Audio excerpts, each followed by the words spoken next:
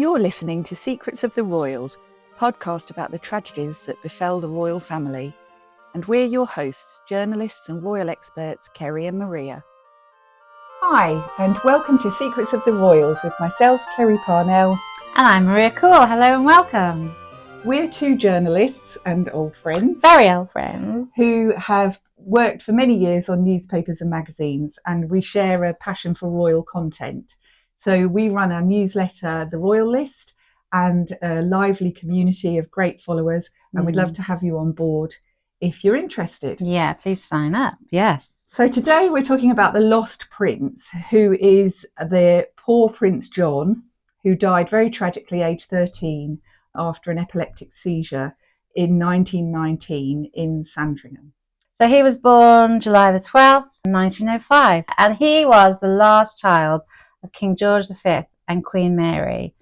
So they had 6 children in total. The firstborn was Prince Edward, who became Edward VIII for a hot minute before he abdicated for Wallis Simpson, but we'll talk a bit more about him later. Yes, we will.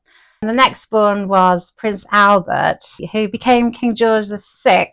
Who was the Queen's father. So he hadn't ever expected to be king and had to take the throne after his brother abdicated very unwillingly, and therefore changed the line of succession. Exactly, and we all know what happened next after that one. But after him became Prince Henry, who was known as the Duke of Gloucester in later times, but originally Prince Henry, obviously. And after him, it was Prince George, who, if you follow the series, you'll be hearing about because we talk about him in great detail. He was another forgotten tale of tragedy, really. Yeah, it was very tragic. The family actually were really beset by tragedy. So John was the youngest of all of the family. If you come to this story now, you might assume you know all about it, because the narrative now is that he was abandoned at Sandringham by a very cruel and uncaring family and left to die alone with his nanny. Now, as with everything, it's not quite the whole story. And I did a little bit of digging about some of these documents, which I really enjoy doing.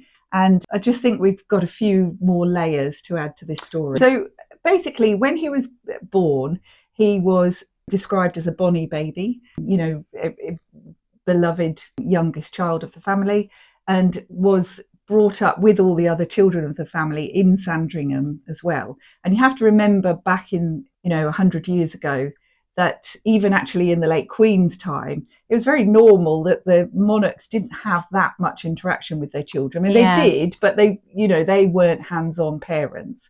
So the children spent a lot of time at Sandringham, and they had a nanny who they called Lala Bill. Her name was Charlotte. So at first, everything seemed fine, and John was described as very healthy and very bonny.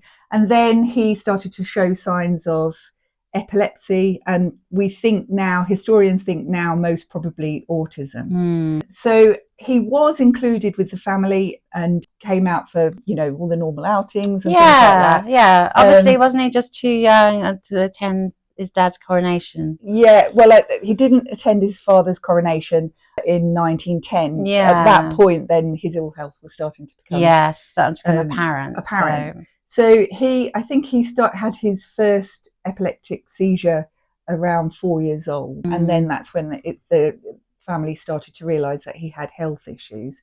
And by the time they announced that Prince George was going to prep school in Broadstairs in 1912, and then I think a year later, they confirmed that Prince John wouldn't be following him. So this was at the point that the public started to understand that perhaps, then he'd be about 7, wouldn't he? And they'd be expecting him to be going to school. Yeah.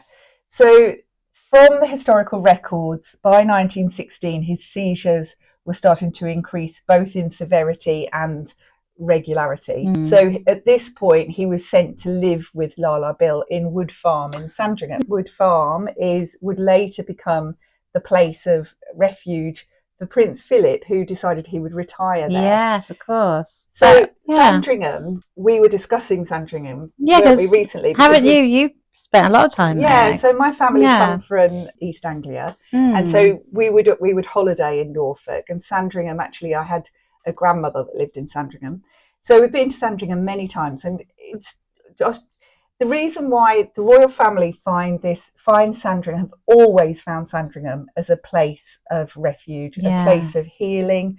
A sanctuary, really. A sanctuary, rural idyll, in a way. Because I think people, when they say Sandringham Estate, they imagine a grand estate that's kind of all, walled in or bordered off. But it's not actually that. It's an estate, but like Balmoral, there are roads cutting through it. If you drive through, you might be like, oh, there's a house on the... I realised this is interesting to know this, because I assumed it was a bit, No, it's much more, I mean, obviously they're private residences, you get very near or can't access them. But it's more open than you'd expect. And I think they really love it because it gives you such a massive sense of normality in that region. The locals really leave them alone. And it's a beautiful part of the world as well. And the coast is really beautiful. The beautiful sandy beaches. We know that Charles recently has been putting in a healing garden into That's right, he has. It's being completed, isn't it? He's always been very interested in complementary therapies. And so he's been growing. And obviously that part of the world means a great deal to William and Kate. And Kate's convalesced a lot in that part of the world. So in that respect, if you look at it like that, it makes more sense then that thought John was sent to live in Sandringham, which would have been a safe, nurturing, caring environment for him, in a home that they really valued. Yes, well, they loved it, didn't they? I mean, George V absolutely adored Sandringham, and he loved living in was it Park House? So the whole family had spent a lot of time there. So at this point, then we're getting to the doctors then warned the king and queen that John would most likely not live a long life. Now, obviously, medicine back then, we didn't, they hadn't made the gains they had in epilepsy medication, or even awareness of his whole condition. So, and wasn't there that quote from the governess about... Yes, we had a note that she wrote, "We dare not let him be with his brothers and sister because it upsets them so much. The attacks are getting so bad and so often." Which is really sad. So at this point he began to disappear from the public view, and obviously World War One. So he would have seen even less of his family. Yeah, because obviously the king and queen were being called upon to perform a lot more royal duties. Yeah. To keep the morale of the nation going, obviously. Yeah. So the royal family still do spend Christmas at Sandringham, and they did so in 1918. It was no exception. And they had a joyful family day in Sandringham itself, in the house itself. And John was part of those celebrations. And then he went back to Wood Farm. And shortly after that, on January the 18th, 1919, he had a severe epileptic seizure and died in his sleep. Now, his mother was really shocked and obviously grieving, but wrote in her diary, she said, "It was a great shock, though for the poor little boy's restless soul, death came as a great relief. They broke the news to George and they motored down to Wood Farm. We found poor Lala very resigned and heartbroken. Little Johnny looked very peaceful lying there." So on the 20th of January, the Daily Mirror reported on his passing, and it was only at this point that they mentioned epilepsy.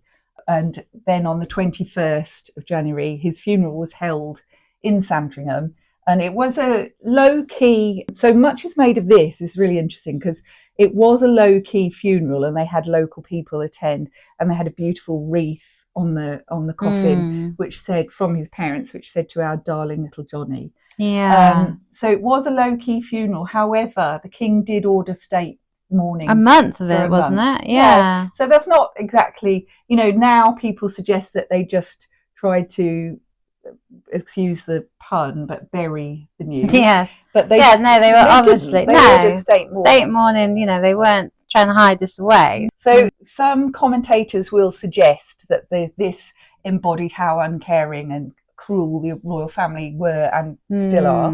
So Lady Colin Campbell, who writes many books, said there was every indication that John would become a major embarrassment to the monarchy had he lived to adulthood. But honestly, Maria, I couldn't find any indication of that when I did dig around. Yeah, and tell me what you found. Well, I found a really interesting cutting from the Church Times at the time in 1919. And that was saying, from all parts of the kingdom, there have gone forth to their majesties, the king and queen, and to the royal family, expressions of respectful sympathy in the loss that has befallen their house. A peculiar pathos was added to the unexpected death of poor Prince John by the fact that his short life had been saddened by an affliction, distressing, no doubt, to himself and heartrending to his royal parents. So I don't think that sounds at all like they'd hidden it away, do you? No, not at all. And yeah, the nation knew about it. Or that the nation or the royal family were uncaring. Yeah, not at all. So that brings us, on the topic of uncaring, there was one. Let's talk about exception. One family member. Yeah, so now we get to Edward VIII. Now, in the digging that I did, I found there was one very uncaring member of the family, and it wasn't the parents, it wasn't the king and queen, it was his older brother, Edward, Prince Edward then. Yeah, but he was Prince of Wales then, wasn't he? Yes. That's right. Now, he wrote... Well, where was he at the time? He was in Germany, wasn't he? Yes. It was just at the end of it was 1919, the war had just finished. Yeah. He'd gone over to Germany to sort of see the troops, British troops that were still there. And his father they'd informed him of the death. Yes, now, that's right. He took the view, the very interesting angle on this, that it was a great excuse for him to come back and see his mistress. That's right. Not his grieving family, but his mistress. Yes. And what did you find? What was that? So we found letters from him saying, I'll read some. So his mistress was Frida Dudley Ward. She was. Yes, he did like the married ladies. And he wrote to her, I had great and wonderful hopes of seeing Troyes tomorrow, if the goddess of fortune had been kind to us. I'm so miserable, darling, as I've just got another wire from HM telling me not to return to England and just to carry on. Isn't it all too heartbreaking? Of course, my little brother's death plunges me into mourning. Don't think me very cold-hearted, sweetheart, but I've told you all about that little brother, darling, and how he was an epileptic and might have gone west any day, ! Yes, charming and so heartfelt. What does all the mourning in the world matter to toi et moi? I'm terribly, terribly sorry for my sister, who was going to a lot of parties in February. I mean, really. Yeah, so that's his... Somehow I don't think this mourning will last very long, as I think the funeral was today. It looks to me as if as little as being made of it as possible. No one would be more cut up if any other 3 brothers were to die than I should be. I honestly can hardly read these words out. It's so horrible. Yeah. But this poor boy had become more of an animal than anything else, and was only a brother in the flesh and nothing else. He's been practically shut up for the last 2 years anyhow. No one has even seen him except the family, and then only once or twice a year, and his death is the greatest relief imaginable, or what we've always silently prayed for. So this charming letter came up for auction a few years ago. I can't imagine why anybody would want to buy that, but how horrible is that? Exactly. Weren't we lucky that he abdicated, quite frankly? He's a really unpleasant person. Yeah. Clearly. So, I mean, I do know from doing a bit of research, obviously, on his brother, Prince George, that George was heartbroken by John's death. Yeah, he was very close to him. That's what his mother said as well. He was really heartbroken, and she was really moved. Exactly. So she wrote in her diary that she missed the poor dear child every day. And she wrote a letter to her friend Emily Alcock, which also came up, saying, it is a great relief as his malady was becoming worse as he grew older, and he had thus been spared much suffering. I cannot say how grateful we feel to God for having taken him in such a peaceful way. He just slept quietly into his heavenly home. No pain, no struggle, just peace for the poor little troubled spirit, which had been a great anxiety to us for many years, ever since he was 4 years old. Oh, that's so sad. Well, it doesn't sound uncaring, No, does not it? at all. I know. It's very heartfelt, and obviously she was grieving deeply. But I mean, obviously those are the times where you weren't allowed to show your emotions anyway. No, so that's right. For her to write that, I know, that's right. Yeah. And then I think the last words should be from Prince John. So there was about 20 years ago, he had kept up a lively correspondence with his mother and father and his friends, and used to write to them from Sandringham. And some letters were shown on Antiques Roadshow. Oh, that's great, yeah. And one of them, he said, he'd written it in 1916, sent it to his father, and it said, Dear Papa, I'm sending a box of snowdrops for you, which I picked.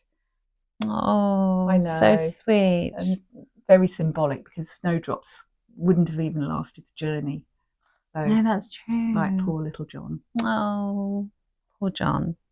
Well, we hope you've enjoyed hearing about John and his tragic life. But yeah, thank you for following us.